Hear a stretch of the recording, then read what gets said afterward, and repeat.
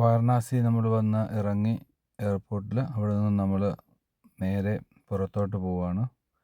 നമ്മുടെ വാരണാസി യാത്രയിലെ ആദ്യ ദിവസത്തിലോട്ട് എല്ലാവർക്കും സ്വാഗതം. നമ്മൾ ഇറങ്ങി, നമ്മുടെ വണ്ടി ഇവിടെ വന്ന് കിടപ്പുണ്ട് നമ്മളെ റിസീവ് ചെയ്യാൻ.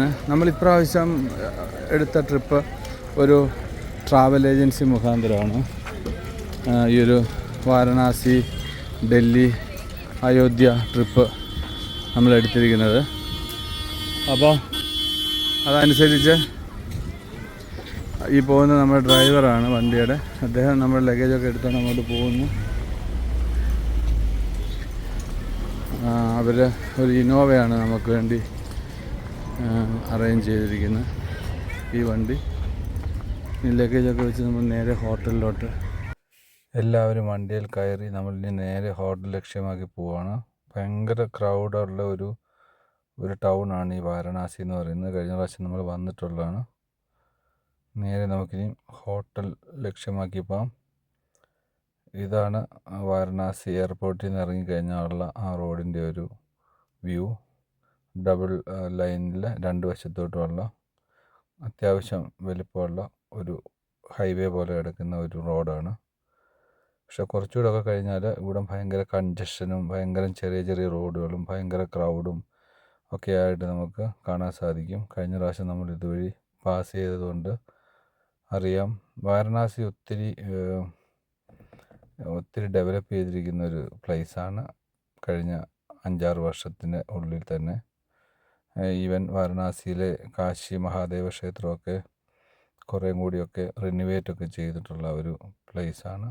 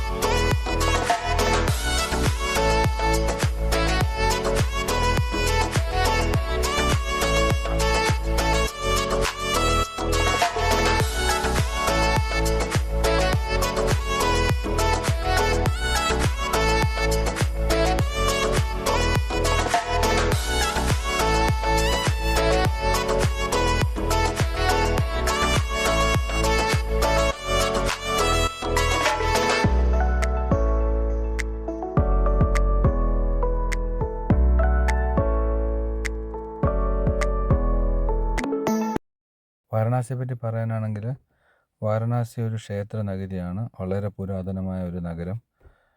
അതുപോലെ ഈ കാലഘട്ടത്തിൻ്റെ പ്രത്യേകത എന്ന് പറഞ്ഞാൽ ഇവിടെയാണ് പ്രധാനമന്ത്രി നരേന്ദ്രമോദി നിന്ന് മത്സരിക്കുന്നത് എല്ലാ പ്രാവശ്യവും. അദ്ദേഹത്തിൻ്റെ മണ്ഡലമാണ് വാരണാസി. അതിനാൽ തന്നെ ഇവിടെ ഒത്തിരി നല്ല വലിയ ഒത്തിരി പ്രോജക്റ്റുകളും കാര്യങ്ങളും വരുന്നുണ്ട്. നമ്മൾ അങ്ങനെ ഡ്രൈവ് ചെയ്ത് ഇവിടെ എത്തി. നമ്മുടെ ഹോട്ടലിൻ്റെ വാതിക്കലെത്തി. നമ്മളിപ്പോൾ ഹോട്ടൽ റിസപ്ഷനിലാണ് നിൽക്കുന്നത്. ഇതാണ് നമ്മുടെ മുറി.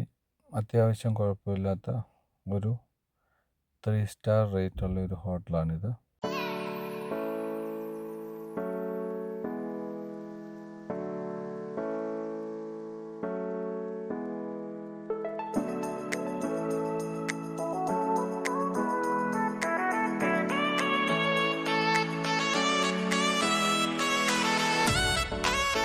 അങ്ങനെ നമ്മൾ ഹോട്ടലിൽ ചെക്ക് ഇൻ ചെയ്തതിന് ശേഷം നമ്മൾ ഫ്രഷായിട്ട് എല്ലാവരും നമ്മൾ നേരെ അവിടുത്തെ ക്ഷേത്രത്തിലോട്ട് പോകാൻ വേണ്ടി ഇറങ്ങിയതാണ്.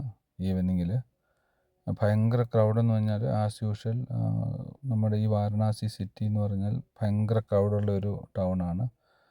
ഒരു രീതിയിലുള്ള സിസ്റ്റം ഇല്ലാത്ത ട്രാഫിക് ആണ് നമുക്കിവിടെ കാണാൻ സാധിക്കുക. ഒരു സൈഡിൽ കൂടെ സൈക്കിൾ റിക്ഷകൾ പോകുമ്പോൾ മറു സൈഡിൽ കൂടെ 2 വീലറും പിന്നെ അതുപോലെ തന്നെ ചെറുതും വലുതുമായ വാഹനങ്ങളെല്ലാം തിങ്ങി നിറഞ്ഞ് ഒരു കണക്ക് കൂട്ടലും ഇല്ലാതെ പോകുന്നതിനിടയിൽ മൃഗങ്ങളും മനുഷ്യരും ഒക്കെയുള്ള നടപ്പും ആകെ ക്രൗഡായിരിക്കും ഈ ഒരു വാരണാസി സിറ്റി. നമ്മൾ ആദ്യമായിട്ട് കാണുന്നവരാണെങ്കിൽ നമുക്കൊരു ഞെട്ടലുണ്ടാവും. അത്രയ്ക്കും ക്രൗഡ് നമുക്കിവിടെ ഫീൽ ചെയ്യും. ഇതിനിടയിൽ വണ്ടികൾ അങ്ങോട്ടും ഇങ്ങോട്ടും മുട്ടുകയോ ഉരസുകയോ ഒക്കെ ചെയ്താലും ബഹളങ്ങളും അങ്ങനെ കുഴപ്പങ്ങളൊന്നും ഇല്ലാതെ ആൾക്കാർ ഇങ്ങനെ ഓടിക്കൊണ്ടേയിരിക്കുന്ന ഒരു നഗരം. നമ്മൾ യാത്രയെല്ലാം കഴിഞ്ഞ് വന്ന ക്ഷീണം ഒക്കെ മാറ്റി വെച്ചിട്ട് തന്നെ 2 ദിവസമല്ലേ ഉള്ളൂ ഇവിടെ. അതുകൊണ്ട് നമ്മൾ നേരെ ഈ പറയുന്ന ക്ഷേത്ര ദർശനം നടത്താമെന്ന് വിചാരിച്ചിട്ടാണ് ഇപ്പം തന്നെ ഇറങ്ങിയത്. ഇനി അച്ഛനെയും അമ്മയും ഒക്കെ ഇവിടെ കൊണ്ടുവന്ന് കാണിച്ച് തിരികെ കൊണ്ടുപോകാന്നുള്ളത് ഒരു വലിയ ടാസ്ക്കാണ്. കാരണം വെച്ചാൽ ഇത്രയും തിരക്കിനിടയിലാണ് ഇതെല്ലാം നമ്മൾ ഇവരെയും കൊണ്ട് പോകേണ്ടത്. കൂടുതൽ ഭാഗങ്ങൾ നമ്മൾ നടന്നു പോകേണ്ട ഭാഗങ്ങളാണ്. അതീവമായിട്ടുള്ള ക്രൗഡുള്ള ഒരു പ്ലേസും കൂടാണ്. അതുകൊണ്ട് എങ്ങനെയെന്നൊക്കെ ആലോചിച്ചിട്ട് നമ്മളിങ്ങനെ കാറിലിരിക്കുകയാണ്. ഈ തിരക്കിനിടയിൽ എങ്ങനെ കൊണ്ടുപോകുമെന്നൊക്കെ ആലോചിച്ചിരിക്കുന്നു.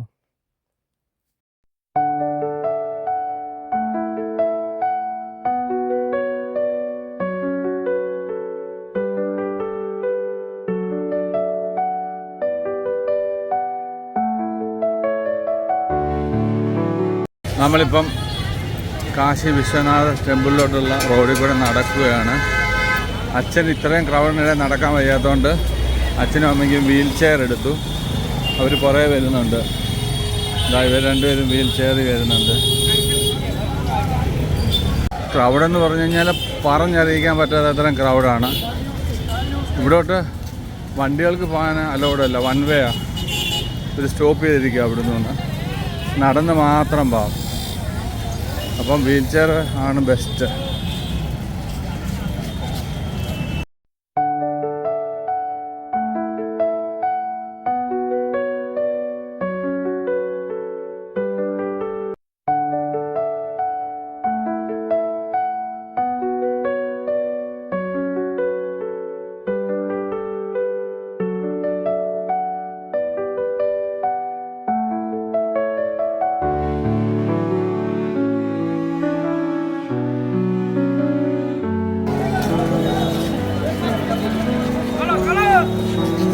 ഇവിടെയൊക്കെ ഇഷ്ടംപോലെ സാരി ഷോപ്പുകളുണ്ട്. ഇഷ്ടംപോലെ സാരി ഷോപ്പുകൾ. പക്ഷേ ഷോപ്പുകളൊക്കെ വന്നു കഴിഞ്ഞാൽ ബിറ്റ് എക്സ്പെൻസീവ് ആണ് ഇവന്മാർ വില പറയുന്നത്. നമ്മൾ ആളെ നോക്കിയിട്ട് അവന്മാർ വില പറയും. നമ്മൾ ഇവിടുത്തെ ലോക്കൽസായിട്ട് വന്നു കഴിഞ്ഞാൽ ഓക്കെ, അല്ലെന്നുണ്ടെങ്കിൽ ഭയങ്കര വിലയായിരിക്കും ഇവിടെ പറയുന്നത്.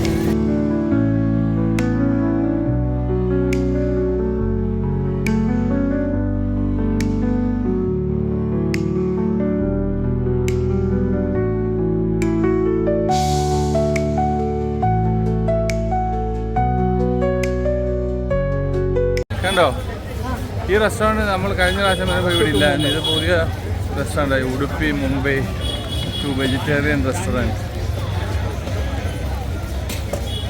ഒരു ഫുഡ് കോർട്ടും കാര്യങ്ങളൊക്കെ ആയിട്ട്.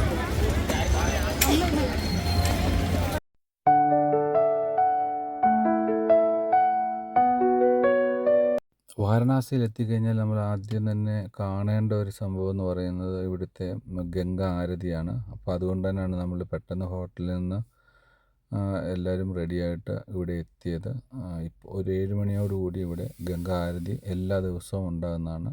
ഗംഗയുടെ തീരത്ത് ഈ ഒരു ക്ഷേത്ര പരിസരത്തോട് ചേർന്ന് തന്നെയുള്ള ഒരു പൂജയാണ് ഗംഗ ആരതി. അപ്പോൾ അതിൻ്റെ ക്രൗഡാണ് നമ്മളിപ്പോൾ ഈ കാണുന്നത്. ആ കാണുന്നത് ക്ഷേത്രത്തിൻ്റെ ഏരിയയാണ്, പരിസര ഏരിയയാണ്. ഭയങ്കര തിരക്ക് കാരണം നമുക്ക് അടുത്തോട്ട് പോകാനേ പറ്റില്ല. ഗംഗയിൽ വള്ളങ്ങളിലും വലിയ വലിയ ബോട്ടുകളിലും ഒക്കെ നമുക്ക് കാണാം ആൾക്കാർ ഇങ്ങനെ ഇരുന്ന് ഗംഗ ആരതിയുടെ ആ ഒരു ഇത് കാണാൻ വേണ്ടി വന്ന് ഇരിക്കുന്നതാണ് ഇത് മുഴുവൻ. ഏതാണ്ട് ഒരു 50,000-ഓളം ആൾക്കാർ ഈ ഒരു ഭാഗത്ത് ഇപ്പം തടിച്ചു കൂടിയിട്ടുണ്ട്. ഇത്രയും ഏരിയയിൽ ഈ ഗംഗാരതി കാണാൻ നമ്മൾ ഇതിനോട് ചേർന്നുള്ള ഒരു വലിയൊരു ബിൽഡിങ്ങിനകത്ത് ഇവർ അതിനുള്ള സൗകര്യം ഒരുക്കി തന്നിട്ടുണ്ട്. അവിടെയാണ് നമ്മളിരുന്ന് ഇതിപ്പം കാണുന്നത്. കാര്യം ഇത്രയും ക്രൗഡിലോട്ട് അച്ഛനെ കൊണ്ടുപോകണ്ട അമ്മയും എന്ന് വിചാരിച്ച് നമ്മൾ ഇവിടെ ഒരു ബിൽഡിങ്ങിൻ്റെ മേളിൽ ഒരു ടെറസ് ബുക്ക് ചെയ്തു. എന്നിട്ട് അവിടെ ഇരുന്നിട്ടാണ് നമ്മളിപ്പോൾ ഈ ഒരു ആരതി കാണാൻ വേണ്ടി വന്നിരിക്കുന്നത്.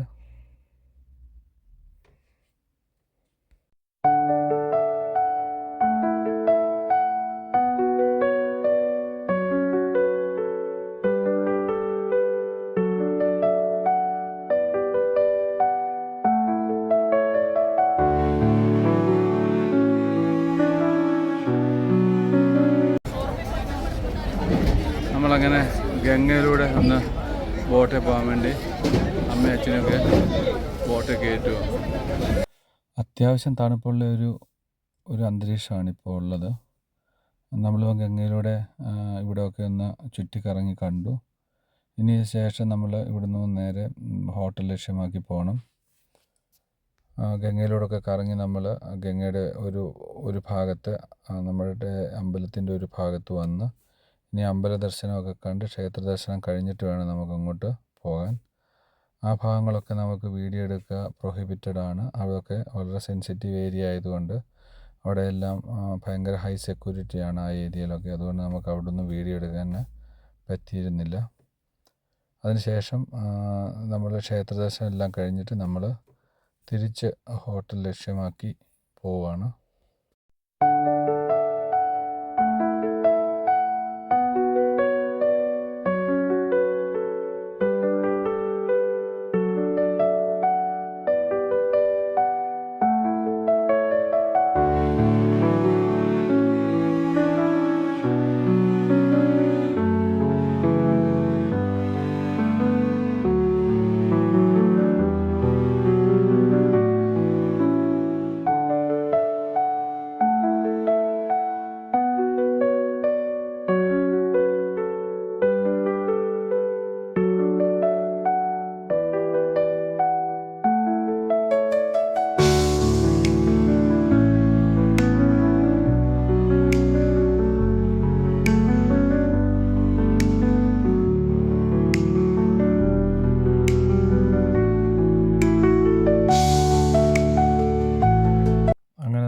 ആദ്യ ദിവസം തന്നെ നമ്മുടെ വാരണാസിയുടെ സിറ്റി ഭാഗങ്ങളൊക്കെ കണ്ട് ക്ഷേത്രത്തിൻ്റെ ഭാഗങ്ങളൊക്കെ കണ്ട് അച്ഛനും അമ്മയൊക്കെ ആയിട്ട് തിരികെ സൈക്കിൾ റിക്ഷയൊക്കെ എടുത്ത് നമ്മൾ നേരെ നമ്മളുടെ കാർ ലക്ഷ്യമാക്കി പോവുകയാണ്. കാറ് പാർക്ക് ചെയ്തിട്ടുണ്ട് ഇവിടെ അടുത്തൊരിടത്ത്. അതെല്ലാം കഴിഞ്ഞ് നമ്മൾ നേരെ ഹോട്ടലിലങ്ങ് പോയി പിറ്റേ ദിവസം രാവിലെയാണ് നമ്മൾ പിന്നീട് നേരെ വാരണാസിയുടെ അടുത്ത ഭാഗങ്ങളൊക്കെ കാണാൻ വേണ്ടി ഇപ്പോൾ ഇറങ്ങിയിരിക്കുന്നത്. ഇത് ഇവിടുത്തെ ബനാറസ് ഹിന്ദു യൂണിവേഴ്സിറ്റിയുടെ ഒരു വലിയൊരു കോമ്പൗണ്ട് ഏരിയയാണ്. അവിടെയുള്ള ഒരു ക്ഷേത്ര പരിസരത്താണ് നമ്മളിപ്പോൾ ഉള്ളത്. വരണം, അതെന്നുണ്ടെങ്കിൽ അമ്പലങ്ങളൊക്കെ അടയും എന്ന്. നമ്മൾ ഇന്നലത്തെ ട്രിപ്പ് കഴിഞ്ഞ് വന്ന് ഇന്ന് 10 മണിയൊക്കെ ആയപ്പോഴാണ്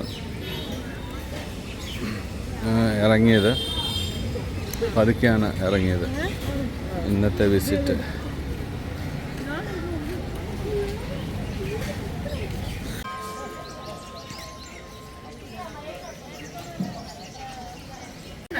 ഇവിടെ ഒരു പ്രതിമ ഉണ്ട്. ഇദ്ദേഹമാണ് ഈ ഹിന്ദു യൂണിവേഴ്സിറ്റിയുടെ സ്ഥാപകൻ മദൻ മോഹൻ മാളവ്യ. അദ്ദേഹം അമ്പലത്തിൻ്റെ തൊട്ട് ഫ്രണ്ടിൽ ഒരു സ്റ്റാച്യു ഇവിടെ ഉണ്ടാക്കി വെച്ചിട്ടുണ്ട്. വിശ്വനാഥ ടെമ്പിൾ.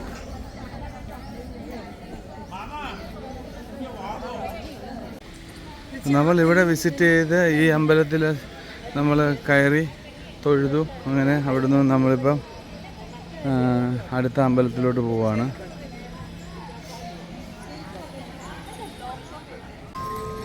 എല്ലാവരും ബെല്ലടിക്കുന്നുണ്ട്. തേജുവിനും ബെല്ലടിക്കണം. ക്യൂവിൽ പോയി നിൽക്കുക ബെല്ലടിക്കാൻ.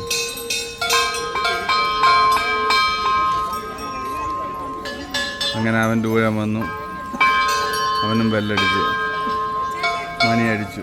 ചെരുപ്പെല്ലാം ഇവിടെ വെച്ചിട്ടാണ് പോയിരുന്നത്. ഇത് ശരിക്കും ഞാൻ ഹിന്ദു യൂണിവേഴ്സിറ്റി എന്ന് പറയുന്ന ബനാറസ് ഹിന്ദു യൂണിവേഴ്സിറ്റിയുടെ ഉള്ളിലാണ് ഈ അമ്പലം. ഭയങ്കര വലിയ യൂണിവേഴ്സിറ്റിയാണ്. ഇതെല്ലാം യൂണിവേഴ്സിറ്റിയുടെ ഭാഗമാണ്. നല്ല രസമുള്ള ഒരു സ്ഥലമാണ്. ഇപ്പോൾ ക്ലൈമറ്റ് ആണെങ്കിൽ വലിയ ചൂടൊന്നുമില്ല. നൈസ്.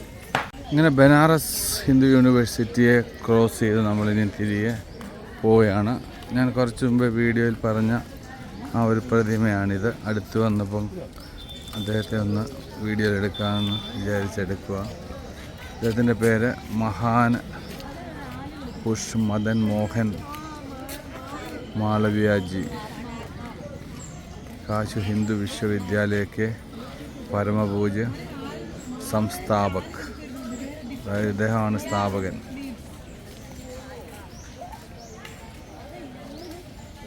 ഇവിടുത്തെ ലസ്സി വാങ്ങിക്കൊടുത്തു.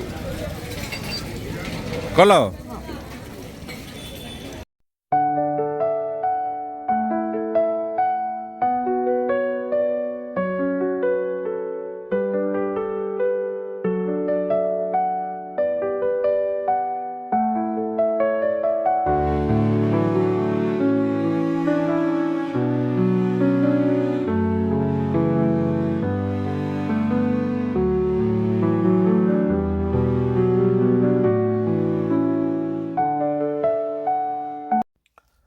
സങ്കടമോചൻ എന്ന് പറഞ്ഞ ഒരു ടെമ്പിളിൻ്റെ പരിസര പ്രദേശമാണിത്. നമ്മൾ അവിടെയായിട്ടാണ് ഇപ്പോൾ വന്നിരിക്കുന്നത്. ഏത് ഭാഗത്തും നമ്മൾ വന്നു കഴിഞ്ഞാൽ ഭയങ്കര ക്രൗഡും നമുക്ക് പാർക്ക് ചെയ്യാൻ പോലും ഉള്ള സ്ഥല സൗകര്യങ്ങളില്ലാത്ത ഒരു കാര്യവും വളരെ എടുത്ത് പറയേണ്ടതാണ്. എവിടെ വന്നാലും തിരക്ക് തന്നെയാണ് ഏത് ഭാഗത്തും. ഇതൊന്നും ഈ വാരണാസിയിലുള്ള ജനങ്ങളല്ല, എല്ലാം സമീപ സ്റ്റേറ്റിലെയും അതുപോലെ തന്നെ ദൂരെ നിന്ന് വന്നിരിക്കുന്നതുമായ ആൾക്കാരാണ് ഈ കാണുന്ന ബഹുഭൂരിപക്ഷം ആൾക്കാരും. ഇവിടെയുള്ള ലോക്കൽസ് ഇവിടെ ഒരു 15-20% നമുക്കിവിടെ കാണാൻ സാധിക്കുകയുള്ളൂ. ബാക്കിയെല്ലാം വെളിയിൽ നിന്ന് വന്നിരിക്കുന്നവരാണ് കൂടുതലായിട്ടും ഉള്ളത്, മറ്റ് സംസ്ഥാനങ്ങളിൽ നിന്ന് വന്നവർ.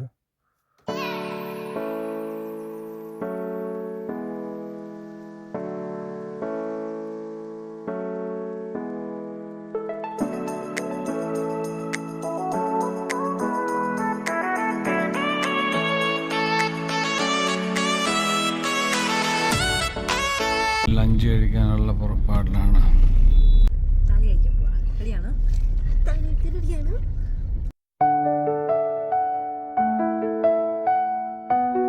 ലഞ്ച് കഴിക്കാൻ വന്ന റെസ്റ്റോറൻറ്റ് ഇത് ഇന്ത്യൻ സിറ്റി ഫാമിലി റെസ്റ്റോറൻ്റ് എന്ന് പറഞ്ഞിട്ട് നമ്മുടെ വണ്ടി ഇത് അവിടെ കൊണ്ട് പാർക്ക് ചെയ്തിട്ട് വരും. ഇപ്പോൾ അവർ റെസ്റ്റോറൻറ്റ് ഒരു സിറ്റിയുടെ ഇടയിൽ നിന്ന് വിട്ട് നിൽക്കുന്ന റെസ്റ്റോറൻറ്റ്. ലഞ്ചൊക്കെ കഴിഞ്ഞിട്ട് പിന്നീട് നമ്മൾ പോയത് ഈ ബനാറസ് സാരിയൊക്കെ നെയ്യുന്ന ഒരു നെയ്ത്തിശാലയിലോട്ടാണ്. അവിടെ നമ്മൾ പോയി അവിടുത്തെ ആ ഒരു ബനാറസ് സാരികളൊക്കെ എങ്ങനെയാണ് നെയ്യുന്നത് കാണാൻ വേണ്ടി പോയി. അവിടെ തന്നെ അതിൻ്റെ ഷോറൂമും ഉണ്ട് ഈ നെയ്ത്തിശാലയോട് ചേർന്ന് തന്നെ. ഇപ്പം നമുക്ക് ഡിസൈൻ കൊടുത്തു കഴിഞ്ഞാൽ നമ്മൾ പറയുന്ന ഡിസൈനിലൊക്കെ ഇവർ 20 ദിവസത്തെ സമയം കൊണ്ട് അവർ നെയ്ത് നമുക്ക് തരും. നമ്മളുടേതായ കസ്റ്റം ഡിസൈനൊക്കെ ഇവർ ചെയ്തു തരും. അങ്ങനെ ഇവിടെ വന്ന് സാരികളൊക്കെ ഒന്ന് പോയി കാണുന്ന തിരക്കിലാണ്. അത്യാവശ്യം നല്ല വിലയുണ്ട് ഇവിടുത്തെ ഓരോ ഷോറൂമിലും സാരികൾക്ക്. ഞാൻ നേരത്തെ പറഞ്ഞിരുന്നു, കഴിഞ്ഞ പ്രാവശ്യം വന്നപ്പോൾ നമുക്ക് ആ എക്സ്പീരിയൻസ് ഉള്ളതാണ്. ഇപ്പം നമ്മൾ ഈ നെയ്യുന്ന ആ ഒരു പ്ലേസിലെ ഷോറൂമിൽ വന്നിരിക്കുകയാണ്.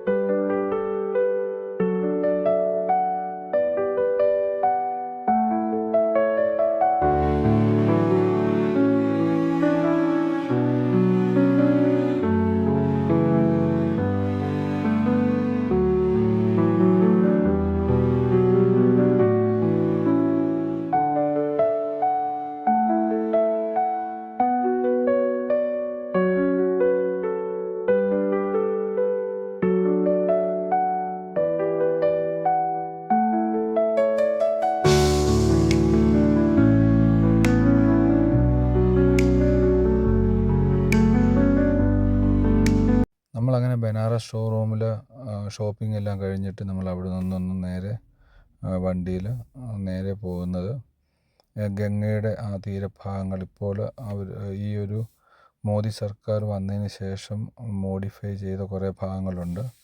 ആ ഭാഗത്തൂടെയൊക്കെ ഒന്ന് കറങ്ങി അവിടെ എല്ലാം ഒന്ന് കണ്ടിട്ട് തിരികെ പോകാനുള്ള ഒരു ഉദ്ദേശത്തോടു കൂടിയാണ് നമ്മളിപ്പോൾ ഇവിടെ വന്നിരിക്കുന്നത്. ഇപ്പം നമ്മുടെ വണ്ടി ഇവിടെ സൈഡിൽ കൊണ്ടുവന്ന് പാർക്ക് ചെയ്തിട്ട് നമ്മൾ ഈ ഒരു ഗംഗയിൽ കൂടെ ഒരു ബോട്ട് യാത്ര നമ്മുടെ ഈ ഒരു ട്രാവൽ ഏജൻസിയുടെ പാക്കേജിലുണ്ട്. അതുകൂടെ കയറി കറങ്ങിയിട്ട് നമ്മൾ ഇവിടുന്ന് നേരെ തിരികെ പോകുക എന്നുള്ളതാണ്. ഡിന്നറൊക്കെ കഴിച്ചിട്ട് അതാണ് ഇനി ഉള്ള നമ്മുടെ പരിപാടി. ഭയങ്കരമായ ഒരു ഡെവലപ്മെൻറ്റ്സ് ഈ ഭാഗത്തൊക്കെ നടന്നിട്ടുണ്ട്. ഇതെല്ലാം പുതുതായിട്ട് കെട്ടിയിരിക്കുന്ന ആ ഒരു നടപ്പാതകളും ആൾക്കാർക്ക് വന്നു കഴിഞ്ഞാൽ ഇതുവഴിയൊക്കെ ചുറ്റി കറങ്ങാനൊക്കെ ഉള്ള പ്ലേസുകളുമാണ്. ഇപ്പോഴും ഇവിടെയൊക്കെ കൺസ്ട്രക്ഷൻ നടന്നുകൊണ്ടിരിക്കുകയാണ്.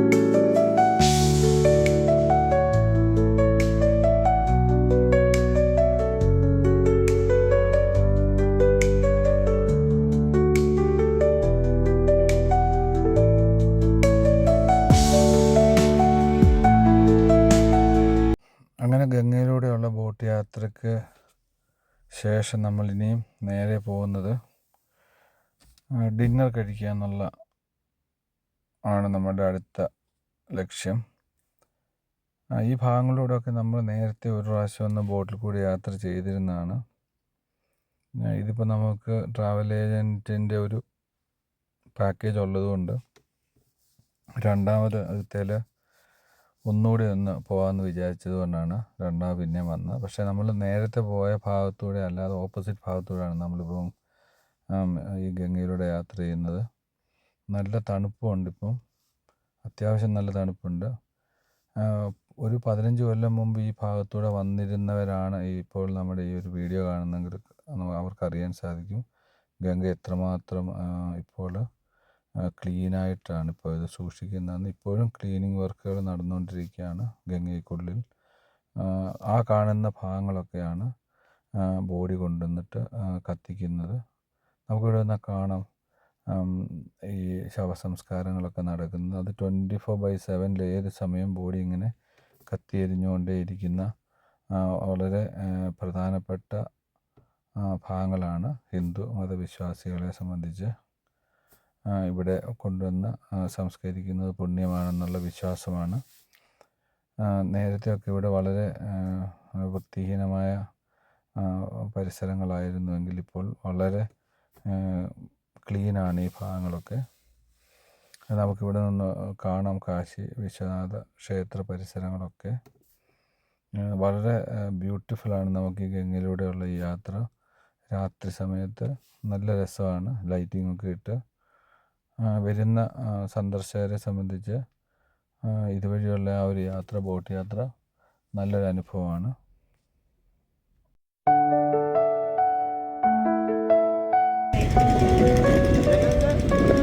നമോ ഗാഡ് നമസ്തേ പറയുന്ന ആ ഒരു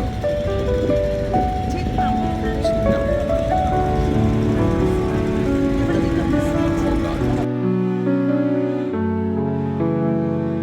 നമ്മളങ്ങനെ നമോഘട്ടിൽ ഇറങ്ങി ഇവിടെ നിന്ന് നമ്മുടെ വണ്ടി ഇവിടെ വരും. ഇവിടെ നിന്ന് നമ്മൾ തിരികെ അടുത്ത ഡെസ്റ്റിനേഷനോട്ട് പോകുന്നു.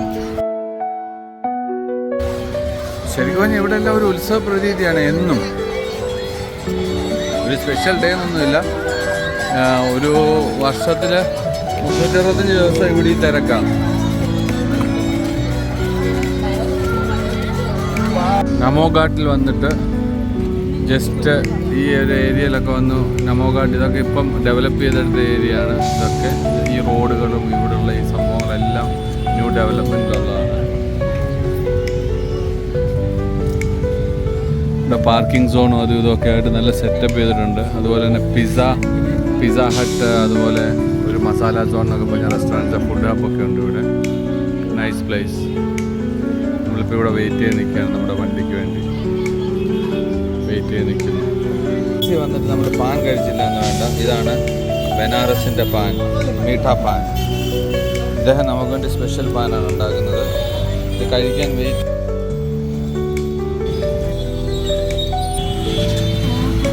My God,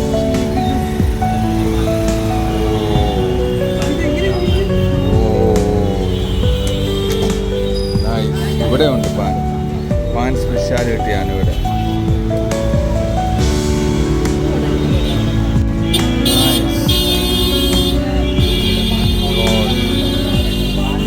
oh my God, ഇത് സ്പെഷ്യൽ പാനാണ് മോനെ, മീഠ പാൻ.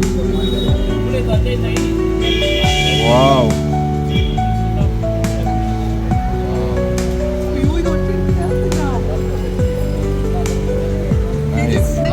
നമ്മൾ ശരിക്കുള്ള വാരണാസി ട്രിപ്പ് ഈ ഓട്ടോറിക്ഷയിലാണ് തുടങ്ങുന്നത്. ഇതുവരെ കാറിൽ അനക്കമില്ലാതെ പോകുമായിരുന്നു. തിരിച്ച് നമ്മൾ രാത്രിയിൽ കറങ്ങാൻ ഇറങ്ങിയതാണ്.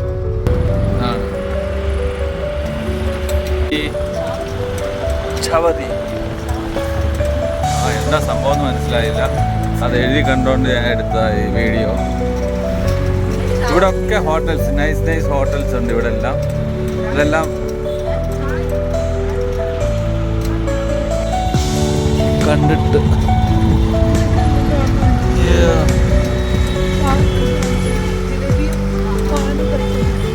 താജ്, നമ്മൾ താമസിക്കുന്നത് ഇതിൻ്റെ തൊട്ട് പുറയിലൊരു ഹോട്ടലിലാണ്. കൺഫ്യൂഷൻ വരണ്ട, താജിലല്ല. താജ് ഒടുക്കലത്തെ വിലയാണ്. ഒരു ദിവസം ഒരു 15,000 to 20,000 റുപ്പീസ് വരും. താജ് വാരണാസി. ഓ, അടിപൊളി ഹോട്ടലാണ്. ഇത് വാരണാസി സിറ്റി റെയിൽവേ സ്റ്റേഷനാണ്.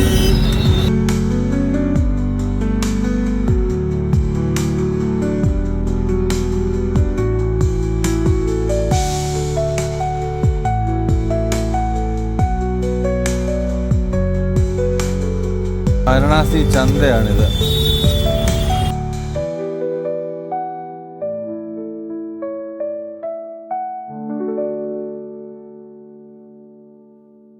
വാരണാസിയിൽ ഇന്ന് നമ്മളുടെ ലാസ്റ്റ് നൈറ്റാണ്. നമ്മളിവിടെ നിന്ന് ഇനിയിപ്പം നേരെ ഹോട്ടലിൽ പോകുന്നു. രാവിലെ ഹോട്ടൽ ചെക്കൗട്ട് ചെയ്ത് നമ്മൾ പോവുകയാണ്. ഇവിടുന്ന് നേരെ വന്ദേ ഭാരത് കയറി നമ്മൾ നേരെ പോകുന്നത് അയോധ്യയിലോട്ടാണ്. അച്ഛനും അമ്മയും അഞ്ചും ഒക്കെ ഇന്നോവ കാറിലാണ് അയോധ്യയിലോട്ട് വരുന്നത് ബൈ റോഡിൽ. ഞങ്ങൾ 3 പേരാണ് വന്ദേ ഭാരതിൽ അയോധ്യയ്ക്ക് പോകുന്നത്. അപ്പോൾ നമുക്ക് അയോധ്യ വിശേഷമൊക്കെ ആയിട്ട് നമുക്ക് അടുത്ത വീഡിയോ കാണാം. എല്ലാവർക്കും ബൈ ബൈ.